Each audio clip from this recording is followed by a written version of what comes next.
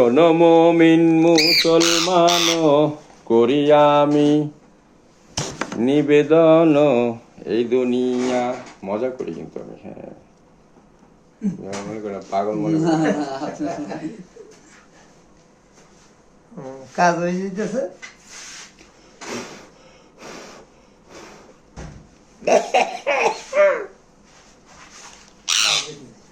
তুমি যদি কামড়াও তাহলে আমি তোমার কেমনে দেখুন বলো? আমার মেশিন কামড়ায় ফেলাই লইব?